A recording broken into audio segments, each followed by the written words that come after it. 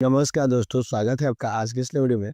मैं बात कर रहा हूँ आईबीपीएस के फॉर्म के बारे में। दोस्तों, कोई भी फॉर्म अगर आईबीपीएस का भरते हैं ना, तो उसमें आपको प्रॉब्लम क्या होता है कि आपका पेमेंट करने का जो तरीका है उसमें, वो आपको समझ में नहीं आता है। कैसे पेमेंट करें, कैसे नहीं करें? तो इसके लिए मैं आपको बहुत अच्छा और सिंपल ट्रिक बताऊँगा कि कैसे वो पेमेंट करना है। मतलब कि जो भी कैंडिडेट पेमेंट करते हैं ना, अगर किसी कारण से पेमेंट आपका फँस जाता है, रुक जाता है, तो कम से कम आप 24 घंटे का वेट कीजिए, तभी आप दूसरा पेमेंट कीजिए। नहीं तो आपका जो पेमेंट है ना, वो जो है डिक्लेयर हो जाएगा, मतलब आपका डबल पेमेंट हो जाएगा। और एक बात और ध्यान रखिए दोस्तों, जब भी आप कोई फॉर्म भरना हो ना आईबीपीएस का, तो कम से कम 1-2 दिन पहले फॉर्म भरें, ताकि आपका पेमेंट अगर फँसता भी है, तो 1-2 दिन में रिकवर हो जाए, 24 घंटा, आधा घंटा पुरने पर ये कंप्लीट हो जाए। तो चलिए दोस्तों, स्टेप बाय स्टेप बताएँगे, मगर दोस्तों वीडियो में आगे बढ़ने से पहले चैनल को सब्सक्राइब ज़रूर कीजिएगा, क्योंकि आप लोग काम तो कर लेते हैं, अपना अपना फॉर्म तो भर लेते हैं, वो चैनल को सब्सक्राइब नहीं करते हैं। तो चलिए, पेमेंट का जो तरीका है, पेमेंट कैसे करना है, वो मैं आपको बताता हूँ। देखिए, सबसे पहले मैं आपको क्लियर कर दूँ, जब आप पेमेंट के सेक्शन पे आप इस सेक्शन पे आ जाएँगे ना, तो यहाँ पे 2 ऑप्शन आपको मिलेगा। एक है बिल डेस्क और एक है सीसी एवेन्यू, ठीक है? आप बिल डेस्क से भी पेमेंट कर सकते हैं, सीसी एवेन्यू से भी पेमेंट कर सकते हैं, कोई दिक्कत, कोई परेशानी नहीं है। ठीक है? मैं बिल डेस्क सेलेक्ट कर लिया, तो मैं बिल डेस्क से ही जो है पेमेंट ऑप्शन आने के बाद ये कैप्चा डाल के इसको सबमिट करूँगा। जैसे ही सबमिट करूँगा, तो मुझे नेक्स्ट स्टेप इस स्टेप पर लेके जाएगा, ठीक?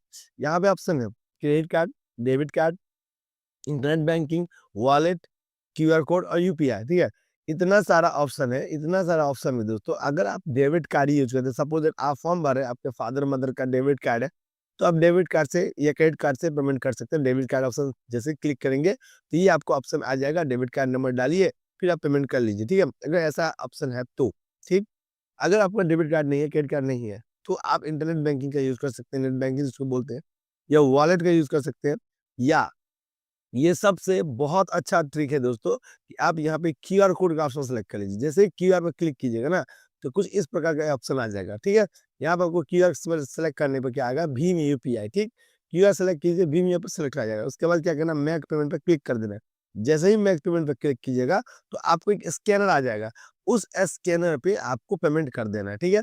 उस स्कैनर पे पेमेंट कर देना, कम से कम वहाँ पर जो टाइमिंग चल रहा होगा 2 मिनट, 3 मिनट, 4 मिनट, तब तक वेट करना पड़ेगा।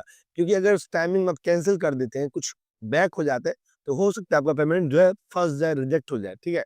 तो कम से कम 2-3 मिनट, 4 मिनट जब वेट कर लीजिएगा, तो जब आपका पेमेंट सक्सेसफुल हो जाएगा, तब आपको मैसेज भी आ जाएगा कि पेमेंट हो गया, प्लस आपका ना यहाँ पे प्रिंट भी दे देगा कि आपका पेमेंट हो गया।